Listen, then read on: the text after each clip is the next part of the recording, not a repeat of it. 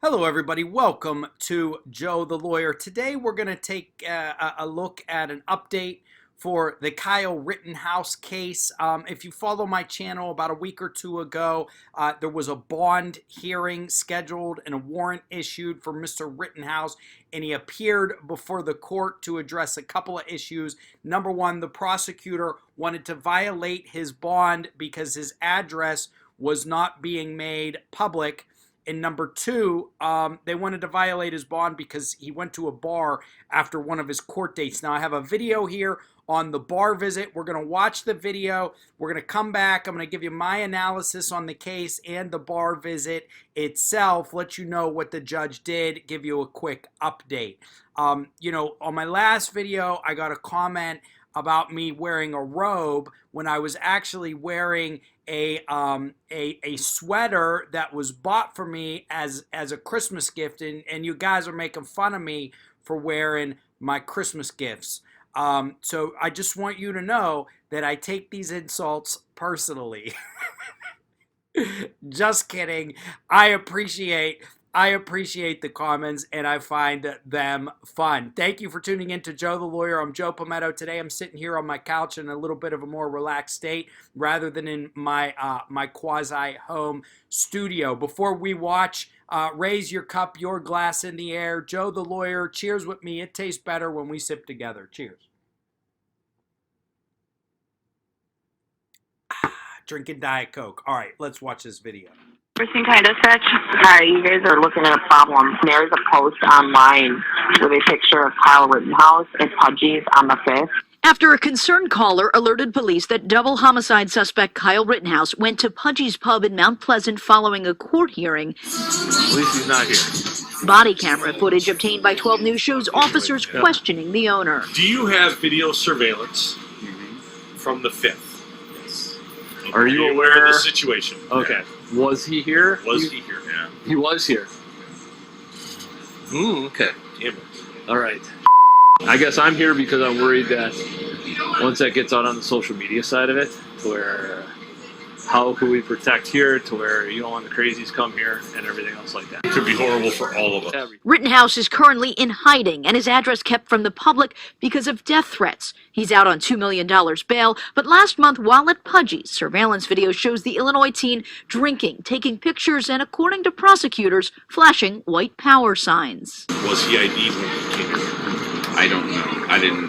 From what I He is understand, only, what, 19 now? he came in with his parents. Okay, so his parents. Okay, all right, that's better. Yep. We're good that way. We're good that way. Good. Perfect. One employee told police she didn't recognize Rittenhouse. Honestly, it just seemed like a regular person walking through the door. Nothing felt out of the ordinary. They didn't notice any tension in the air. No. It was more excitement, and I didn't quite understand why. Of the more than 40 minutes of body camera footage released, a portion was muted at the hand of the officer. The police chief tells 12 News officers have discretion to mute the audio when discussing tactics or privacy issues related to the call they're on. Another employee denied serving Rittenhouse, but captured the moment. You did take a selfie with Kyle? Yes. Okay. In Mount Pleasant, Hillary Mintz, WISN, 12 News. Lots to discuss with this video, ladies and gentlemen. Lots to discuss here. So what do we have? We have Mr. Rittenhouse going to a bar after a court date, okay? And I'm going to run you through the article here. WISN 12 has obtained new police body camera video from the investigation into accused Kenosha protest shooter Kyle Rittenhouse's post-court visit to a Mount Pleasant bar. Now, it's my understanding that Mr. Rittenhouse lives in Illinois, okay, and comes over to Wisconsin for his court date and then goes to this bar called Pudgy's afterwards with his parents, okay? Now, he's on bond. He had a $2 million bond, and he posted the bond. So everybody's up in arms about, oh, well, this guy's, he's accused of double homicide. He shouldn't be out of jail. A $2 million bond is large. Most people don't post it, but some people do, especially people who can come up with the money. Now, my understanding is Rittenhouse raised a lot of money, was donated to him. So here's the thing. It's not actually that unusual. I mean, if you can make the $2 million bond, there's people accused of homicide who are out all the time. And you got to look at the particular facts of this case. He's got probably a fairly strong self-defense argument, so that's probably taken into effect. But, you know, if he loses at trial, and there's no indication to show that he won't show up for his trial, if he loses at trial, he'll likely go away for the rest of his life or close to it. So he's in here, and you know, this article, if you read through the article, they say he's in hiding. That's very disingenuous. Okay, he's staying at a safe house because he's been receiving death threats, and so if his regular address is out there, it could put him and his family, it could put both of them at risk, put his whole family at risk. So one of the issues that was discussed at the court date was whether or not he could keep his address private.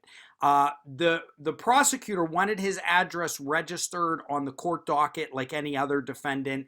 Rittenhouse's attorneys requested that they be able to provide the address to the district attorney, to the prosecutor, however, to keep it sealed. And the district attorney wasn't on board with that. And I had a pretty good idea that the judge was going to side with Rittenhouse, and he did. At that hearing, he did side with Kyle Rittenhouse and allowed him to submit his address but keep it sealed. A little bit unreasonable on the part of the prosecution to make that request. So he's out on bond. He goes to this bar. There was another issue. They wanted to violate him after going to this bar, and they had a court hearing, I believe, earlier in the week.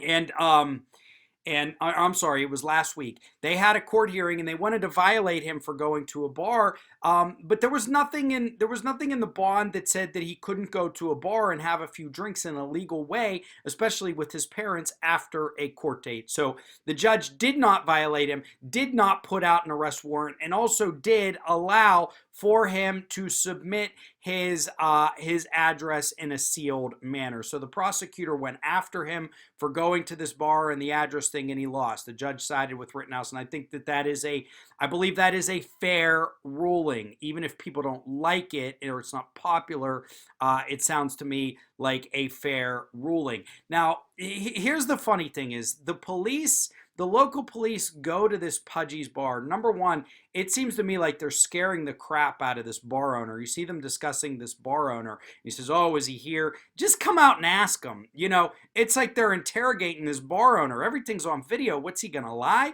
What did he do wrong? He didn't do anything wrong. He let a guy into his bar legally to drink some beers. It's like, you know, if John Dillinger is an outlaw and comes into the bar, do you think that the bar owner's going to know it? Now, I agreed with the police, what the police said there. You know, if this gets out on social media, it could cause a whole hullabaloo. Well, it's out.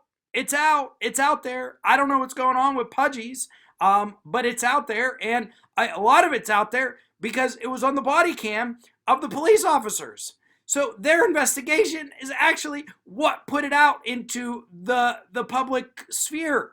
So, and then we watch the rest of this video, and the police interview two of the bar employees. I mean, what are they looking at? Like, what are they looking at? I don't even know what their probable cause is here. Why are they investigating? Now, if the bar owner and these employees voluntarily agree to sit down, the police aren't doing anything wrong. But what are they investigating? A guy went into a bar illegally and had a beer. It seems like a waste of time and puts an unnecessary spotlight on all of this. So, you know, news is news. Everybody's all over this Rittenhouse thing. Here I am reporting on it. I find it fascinating. But you know, they may be making things tough for this bar owner. Really, making things tough for this bar owner. His poor employees got to get interviewed by the police because some guy came in and had a drink. So, you know, I think the judge in this situation did the right thing. He's showing up for his court dates. He's not committing any crimes. He's not violating the terms and conditions of his bond in any way whatsoever. The prosecutor was being unreasonable there, wanting his address to be public. I can't imagine they would make those demands well, then again, I don't want to say that. They probably would make those demands in a lot of situations. Excuse me. So the case will go on. The case will go on as planned. You can bet that this trial, and I'll be watching it closely, but you can bet that this trial is going to be big.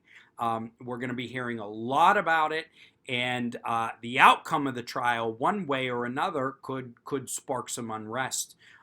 Just like the trial of the police officers involved in the George Floyd death. So both of those trials are going to be huge, and they could have far-reaching consequences as far as unrest in this country. You know, we're in a crazy time right now, and I don't think anything's changed. I still think we're in a crazy time. We're just in a little bit of maybe a calm period, if I can even call it that. So I hope that things get better and the country becomes more united going forward.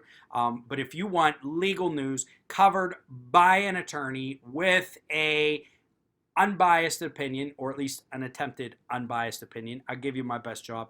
Come watch Joe the Lawyer. I'm going to give it to you straight. I'm going to explain the criminal law and legal news to you. If you like my content, please subscribe. Trying to get to 1,000 subscribers. I'm almost there. Thank you very much. Have a great day.